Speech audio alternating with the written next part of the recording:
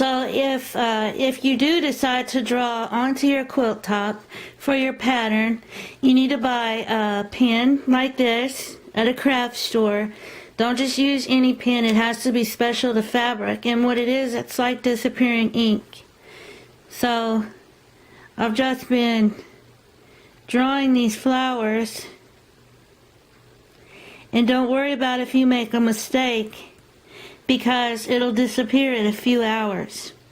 One thing you should do is take a fabric scrap of the exact same fabric you're using for your quilt top and take your marker and mark on it the night before and make sure that the next day it's gone.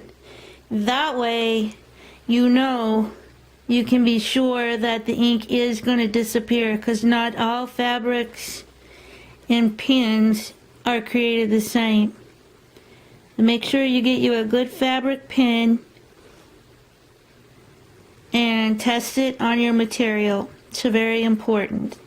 Otherwise, you can just use your pattern, and you're going to place your pattern everywhere in between your doilies. Now, one thing I did on this quilt is I left extra room at the top where there's no doilies. And this was because I wanted to make some pillows to go with the quilt, and I didn't want the pillows to cover up the doilies. So I left a little bit of extra more headroom than I did foot room. Okay, so you've chosen your quilt pattern. And you remember to start from the middle and work your way out. The next thing you're going to do is trim your binding and your backing to be even with your quilt top. You do this very last. You trim very last because you don't know exactly where your quilt top is going to end up until you're all done quilting. But at the end, you're going to take a pair of scissors or a quilting roller, and you're gonna cut all this excess off all the way around your quilt. One thing I did spend money on is a good pair of Fisker scissors. Scissors are really important when you're trying to cut thread and cut material. You want a nice clean cut. And a good pair of scissors is definitely worth the money. Okay. The next thing we're going to do is put binding on the quilt. I bought some material to make my own binding. You can buy quilt binding, but it limits your choices of what you can use. I've only made one quilt, and I made my own binding, and it was pretty easy. I'm not going to show you how to do it on this video because there's already quite a few videos out there on how to make binding, and it's not hard. You can, like I said, you can buy a prefab quilt binding, those real silky, those are really pretty. This I chose because it was on clearance, because it was a fabric remnant at Hobby Lobby, and it has the colors that are already in my quilt. So when I'm finished putting the binding on, my quilt will have an edge like this all the way around. Okay. And the last thing I'm going to talk about for this project is the pillows. I had originally made this doily here. Well, I didn't make the doily. I found the doily and I mounted it onto this piece of fabric right here. And then I put lace around it.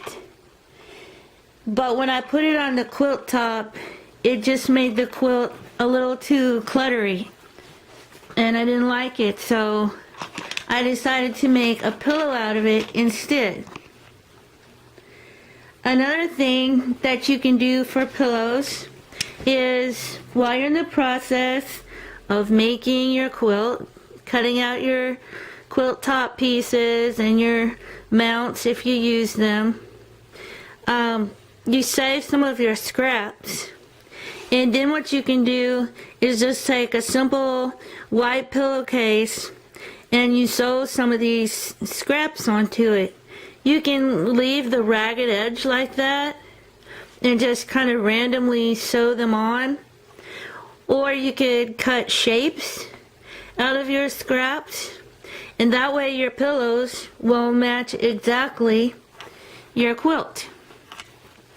I picked up this little pillow at a yard sale for $1, so I might use it. Or I might make some little small pillows using the leftover matching fabric that I have. Or I might use these 2 doilies that I found because they have the colors of my quilt, pink and orange, in them. I haven't quite decided yet.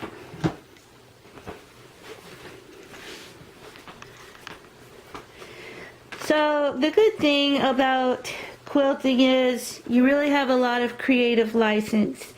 The thing you need to keep in mind is a doily quilt is likely to be a big commitment of time. It's not something you're probably going to do over a weekend or a holiday. I've been working on this one for several months. But I think it's worth it to preserve these beautiful pieces of art that ladies of the past have created. Remember, there's no rules. If you make a mistake, just start over or redo it or change your mind about the way you're going to configure everything. And most of all, have fun. Thanks for joining me.